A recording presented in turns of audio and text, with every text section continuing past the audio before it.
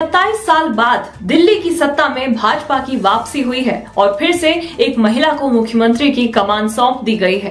रेखा गुप्ता ने दिल्ली की मुख्यमंत्री के रूप में शपथ ले ली है। आइए जानते हैं दिल्ली की नई मुख्यमंत्री रेखा गुप्ता के बारे में। रेखा गुप्ता मूल रूप से हरियाणा के जींद की रहने वाली हैं। 50 साल की रेखा गुप्ता का जन्म 1974 में हरियाणा के जींद जिले के नंदगढ़ गांव में हुआ।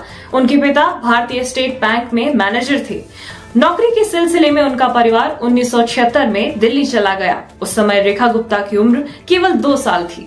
आगे उनकी पढ़ाई लिखाई भी दिल्ली में ही हुई। यहीं से उन्होंने वकालत की पढ़ाई की। रेखा गुप्ता छात्र जीवन में ही अखिल भारतीय विद्यार्थी परिषद में शामिल हो गई थी, जिसके बाद दिल्ली विश्वविद्यालय के दौलत राम कॉलेज के छात्र संघ की सचिव चुनी गई थी। 1995-96 में उन्हें दिल्ली विश्वविद्यालय छात्र संघ का महासचिव चुना गया। इसी दौरान 1998 में रेखा गुप्ता की शादी मनीष गुप्ता से हो गई।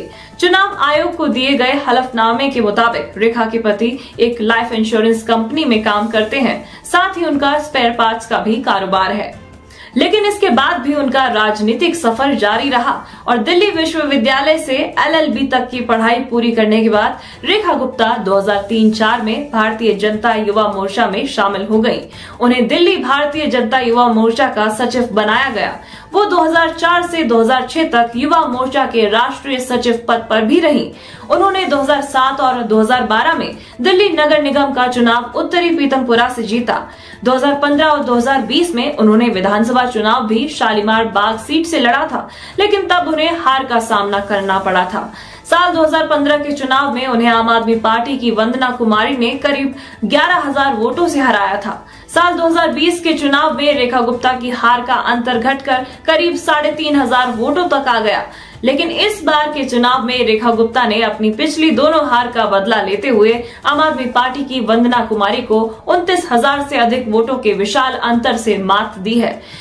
वो इस समय दिल्ली बीजेपी की महासचिव और बीजेपी के महिला मोर्चा की राष्ट्रीय उपाध्यक्षा भी है तथा अब वो दिल्ली की नई मुख्यमंत्री हो गई हैं। इस वक्त देश में बीजेपी की कोई भी मुख्यमंत्री महिला नहीं है। केवल राजस्थान में दिया कुमारी एक महिला उप मुख्यमंत्री हैं। रेखा गुप्ता को दिल्ली के CM की कुर्सी पर बिठाकर बीजेपी ने महिलाओं में अच्छा संदेश भेजा है। दिल्ली सरकार ने अपनी पहली कैबिनेट मीटिंग में दिल्ली में आयुष्मान योजना लागू करने की मंजूरी दे दी है। CM रेखा गुप्ता ने मीटिंग के बाद प्रेस कॉन्फ्रेंस कर जानकारी दी। जो कैबिनेट मीटिंग हुई उसमें हमने मुख्यतः 2 बड़े एजेंडास पे डिस्कशन किया और उन्हें पास किया, जिसमें सबसे प्रथम आयुष्मान योजना, जो इससे पहले की सरकार ने रोक रखी थी योजना। आदरणीय नरेंद्र मोदी जी, देश के प्रधानमंत्री जी ने पूरे देश में वो योजना दी, परंतु दिल्ली सरकार में आम आदमी पार्टी के चलते वो दिल्ली को योजना नहीं मिल पाई थी। तो आज की पहली कैबिनेट मीटिंग में ही हमने अपनी ओर से आयुष्मान योजना दिल्ली में जो टॉपअप के साथ 5 लाख का टॉपअप जो हम दिल्ली सरकार की ओर से देंगे और 5 लाख रुपए केंद्र सरकार की ओर से दिया जाएगा, उसे सर्वसम्मति से पारित किया है, जो कि अपनी फॉर्मेलिटीज के बाद एज अर्लीस्ट लागू किया जाएगा। CM बनने के बाद रेखा गुप्ता का पुराना वीडियो सोशल मीडिया में वायरल। वीडियो में वो JNU पर गंभीर सवाल उठाते हुए इसे तुरंत बंद करने की मांग कर रही हैं। फ्री का खाते हैं, वहाँ पे 10 रुपए, मात्र 10 रुपए महीने की फीस में वो लोग वहाँ पे हॉस्टल में रहते हैं, वर्षों पड़े रहते हैं। PhD के नाम पे 50-50 साल के वो आदमी वहाँ पे रह करके कि हम स्टूडेंट हैं और वहाँ पे रह रहे हैं, वो फ्री बिजली पानी इस्तेमाल करते हैं। आज यदि प्रशासन ने ये सोच करके कि वहाँ पे वो लाइट खुली छोड़ देते हैं, पंखे खुले छोड़ देते हैं, गीजर खुले छोड़ देते हैं, ऐसा सोच के अगर बिजली के चार्ज लगा दिए तो क्या बुरा किया है कि आप जितनी बिजली इस्तेमाल कर रहे हैं आपको पे करना होगा। आप जो भी हॉस्टल का नुकसान कर रहे हैं वो आपको पे करना होगा।